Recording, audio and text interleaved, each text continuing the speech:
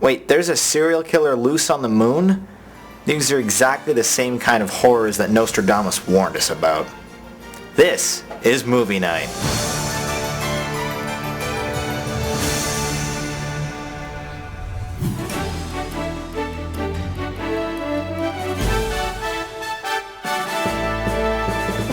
Hello, I'm Jonathan Paul. Welcome to Movie Night. Specializing in recent DVD releases and classic box office bombs, commenting on this video is probably the quickest and easiest way you'll ever get to appearing on a Top 100 YouTube channel.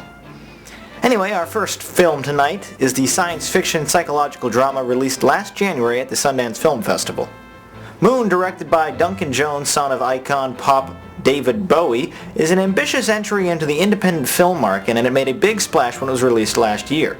Set in the unspecified distant future, Sam Rockwell is Sam Bell, a part astronaut, part maintenance worker who is stationed on the far side of the moon and is responsible for overseeing an automated mining operation taking place there. Besides a friendly robot voiced with just the right amount of care from Kevin Spacey, Sam has been alone on the moon entirely by himself for almost 3 years. The focus of the movie from the first scene is really about Sam's internal emotional struggle with isolation and being unable to communicate with anyone on Earth except in some pre-recorded messages. But seeing a man experience life in isolation and dealing with those emotions is nothing new in cinema. However, things get interesting when after a lunar roving accident, Sam discovers that he has a clone.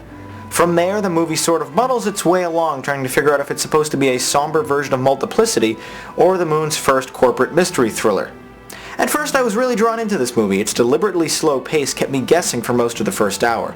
It was very obvious that there was going to be a few major twists on the way, but figuring out how and where they'd play out made this science fiction movie quite interesting. In what literally amounts to the entire 97-minute runtime, Sam Rockwell is alone on camera talking to himself. The precision and the emotional subtlety he exhibits really impresses in this film, which is paramount to the success of this one-man show of a movie. On a surprisingly small budget of just $5 million, the special effects in Moon, especially in sequences where Sam is carrying out entire scenes with his cloned counterpart, are visually stunning and remarkably flawless. You forget entirely that Sam Rockwell is playing both lead characters here.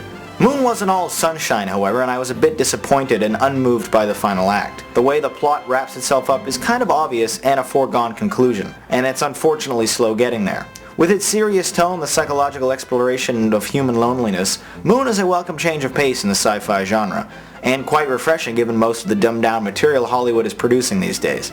Aside from losing steam in the final act, I felt Moon was a mysterious and visually captivating film, but far too often the events and situations felt a bit too familiar to really excite me. Those are my thoughts on the movie Moon. Now let's hear what you have to say in the YouTube comments. Squizzler24 wrote, "A well-shot and very interesting piece of cinematography, pushing and challenging people's preconceptions of the traditional space insanity movie. A definite watch for me, an 8 out of 10.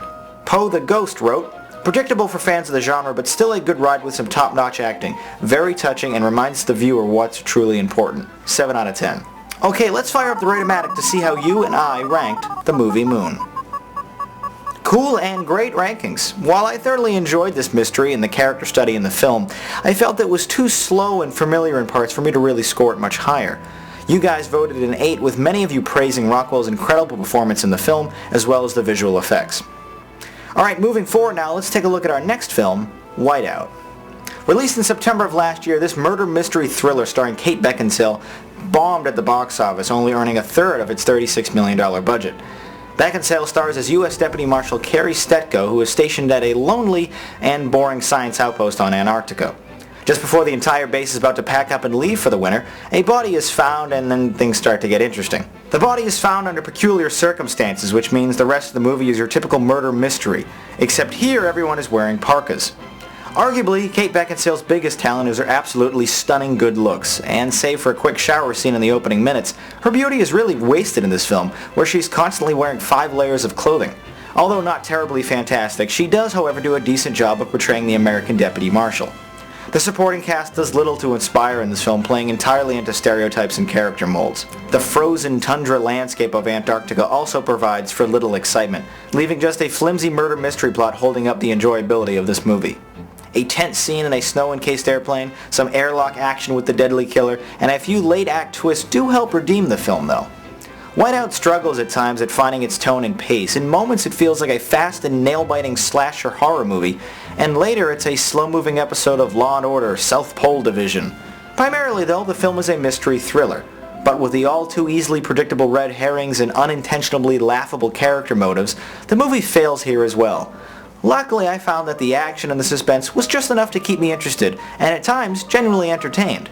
Whiteout certainly isn't going to win any awards come Oscar season, but it's not that bad of a film either.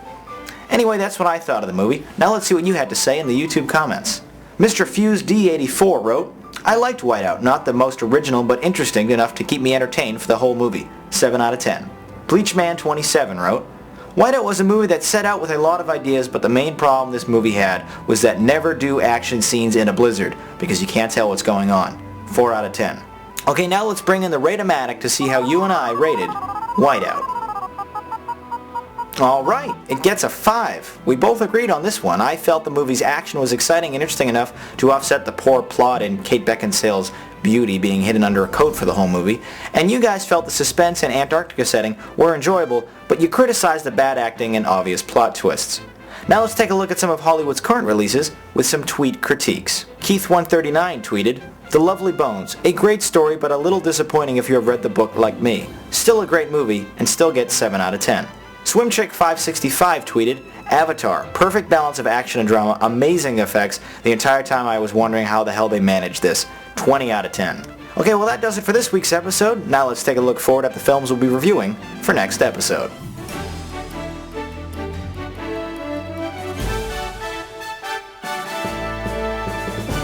Surrogates is a sci-fi action film starring Bruce Willis, and This Is It is the already famous documentary about the last months of Michael Jackson's life and career. Both films were released on DVD yesterday, so I hope you get a chance to buy, rent, or download them before next week's episode. Once again, my name is Jonathan Paula. Thanks so much for joining me. Have a good night.